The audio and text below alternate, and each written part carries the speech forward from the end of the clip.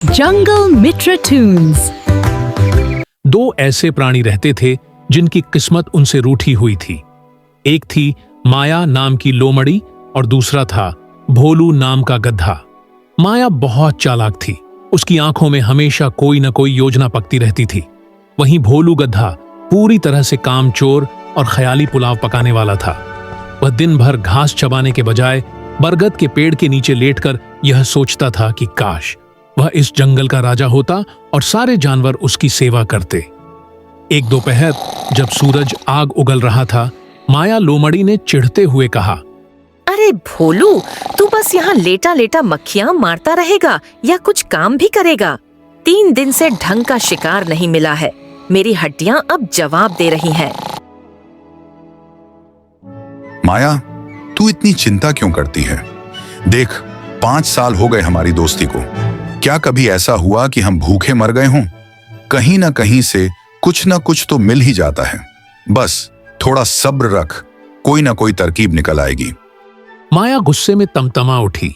सब्र? सब्र से पेट नहीं भरता भोलू। अगर तुझे राजाओं वाली जिंदगी चाहिए तो तुझे मेरे दिमाग से चलना होगा। देख, इस जंगल में हमारी कोई इज्जत नहीं है। सब मुझे मक्कार कहते हैं और तुझे मूर्ख। हमें कुछ ऐसा करना होगा कि लोग हमारे कदमों में झुकें और खुद खाना लेकर आए। भोलू की आंखों में चमक आ गई। राजाओं वाली जिंदगी? बोल माया, मुझे क्या करना होगा? मैं तो बस आराम चाहता हूँ। वक्त आ गया है कि हम अपनी पहचान बदलें। बस थोड़ा और इंतजार कर। कुछ दिन बीत गए। एक सुबह माया और भोलू घूमते हुए जंगल के दूसरे छोर पर पहुंचे। वहां उन्होंने देखा कि एक पुराना सारस पक्षी जो काफी बूढ़ा हो चुका था, एक पत्थर पर खड़ा होकर आंखें बंद किए शांति का उपदेश दे रहा था। उसके सामने बहुत सारे छोटे जानवर फल फूल और कीड़े मकोड़े लेकर खड़े थे। मेरे बच्चों, हिंसा त्याग दो। जो दूसरों को मारता है वह नरक में जाता है। देखो मुझे, मैंने सब छोड़ दिया है। अब मैं सिर्फ भगवान का नाम लेता हूँ। माया यह सब देख रही थी। उसने देखा कि कैसे वह सारस बिना मेहनत किए ढेर सारा खाना इकट्ठा कर रहा था। उसके दिमाग की बत्ती जल गई। उसने भोलू को फुसफुसाते हुए कहा, भोलू, मिल गया रास्ता। अब हम नीलगिरी छोड़ेंगे और सुंदर वन की ओर प्रस्थान करेंगे। वहाँ के जानवर सीधे हैं। मैं बनूंगी परम पूज्य माता मायापुरी और तू बनेगा मेरा प्रधान शिष्य भोलू दास। भोलू थोड़ा घबराया। लेकिन माया, मुझे तो कोई मंत्र भी नहीं आता। अरे बुद्धू, मंत्र की जरूरत किसे है? बस आंखें बंद करना, बीच बीच में सत्य है, परम सत्य है कहना और बाकी मुझ पर छोड़ देना। अगले कुछ दिनों में माया ने अपना रूप पूरी तरह बदल लिया। उसने अपने शरीर पर गेरुआ मिट्टी मल ली, गले में सूखी बेलों की माला डाल ली और माथे पर तिलक लगा लिया। भोलू को भी उसने साफ सुथरा करके एक बड़ा सा तिलक लगा दिया। वे दोनों सुंदर वन पहुंचे। वहां के जानवर बहुत ही भोले और धर्म कर्म में विश्वास रखने वाले थे। भोलू ने अपनी योजना के अनुसार सबसे पहले जंगल के चौराहे पर जाकर चिल्लाना शुरू किया, सुनो सुनो, ऐ सुंदर वन के निवासियों, तुम्हारी सोई हुई किस्मत जगाने के लिए हिमालय की गुफाओं से तपस्या करके माता मायापुरी यहाँ पधारी हैं, जिनके दर्शन मात्र से दुख दूर हो जाते हैं और जो मांस मदिरा के घोर विरोधी हैं। आओ और अपनी आत्मा का कल्याण करो। जानवरों ने कभी ऐसी बात नहीं सुनी थी। धीरे धीरे भीड़ जुटने लगी। एक विशाल पत्थर पर माया आंखें बंद करके बैठ गई।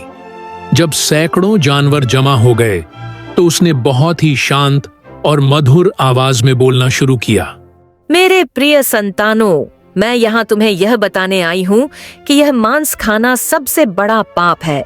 जो शेर हिरण को मारता है वह अगले जन्म में खुद घास बन जाता है। क्या तुम चाहते हो कि तुम अगले जन्म में कीड़े मकोड़े बनो? नहीं ना? तो त्याग दो ये हिंसा, प्रेम का मार्ग चुनो। मैं खुद एक समय में मांस खाती थी, लेकिन ज्ञान की प्राप्ति के बाद अब मैं सिर्फ जंगल की जड़ी बूटियां और फल ही ग्रहण करती हूँ। माता, आप महान हैं। हमें भी अपना शिष्य बना लीजिए। अवश्य, लेकिन याद रहे, मेरी साधना बहुत कठिन है। मुझे शांत वातावरण चाहिए और मेरे इस परम शिष्य भोलू को भोजन की व्यवस्था देखनी होगी ताकि वह मेरी सेवा कर सके। देखते ही देखते माया के आश्रम में फलों के ढेर लगने लगे। भोलू जो कल तक घास के लिए तरसता था, अब बेहतरीन आम, अंगूर और ताजे फल खा रहा था। सुंदरवन का राजा एक विशाल शेर था जिसका नाम था विक्रम सिंह। विक्रम सिंह बहुत बलशाली था, लेकिन वह अपनी प्रजा की शिकायतों और दिन रात के शिकार से थक चुका था। जब उसे माता मायापुरी के बारे में पता चला तो वह भी उत्सुक हो गया। एक शाम विक्रम सिंह अपनी पूरी सभा के साथ माया के दरबार में पहुंचा। माया ने पहले ही देख लिया था कि राजा आ रहा है। उसने अपनी आंखें और जोर से बंद कर लीं और दिखावे के लिए बुदबुदाने लगी। माता, आपकी महिमा पूरे जंगल में गूंज रही है। मैं अपनी शांति खो चुका हूँ। क्या मुझे भी मोक्ष मिल सकता है? माया ने धीरे से आंखें खोली और बड़ी करुणा से कहा, राजन, राजपाट तो एक कांटों का ताज है। तुम दिन भर हत्या करते हो, इसीलिए तुम्हारा मन अशांत है। यदि तुम सच में शांति चाहते हो तो तुम्हें यह पद त्यागना होगा और किसी ऐसे व्यक्ति को राजा बनाना होगा जिसके मन में रत्ती भर भी लोभ न हो। राजा विक्रम सिंह सोच में पड़ गया। लेकिन माता, मेरे बाद इस जंगल को कौन संभालेगा? मेरे मंत्री तो आपस में ही लड़ते रहते हैं। माया ने भोलू की तरफ इशारा किया। देख रहे हो इस दिव्य प्राणी को? भोलू दास ने वर्षों मेरी सेवा की है। इसके मन में न अहंकार है न लालच। यदि तुम इसे अपना उत्तराधिकारी बना दो तो तुम मेरे साथ संन्यास ले सकते हो और हिमालय की वादियों में प्रभु का सिमरन कर सकते हो। भोलू के तो जैसे मन की मुराद पूरी हो गई। उसने बड़ी मुश्किल से अपनी खुशी छिपाई। राजा विक्रम सिंह को लगा कि माता सही कह रही हैं।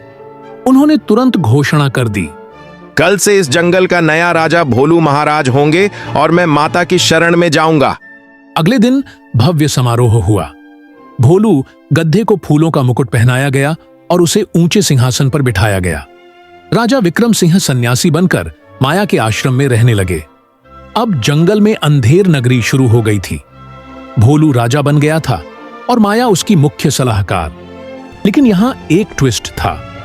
माया और भोलू, जो दुनिया के सामने शाकाहारी होने का ढोंग कर रहे थे, रात के अंधेरे में महल के तहखाने में बैठकर मांस और मदिरा का सेवन करते थे।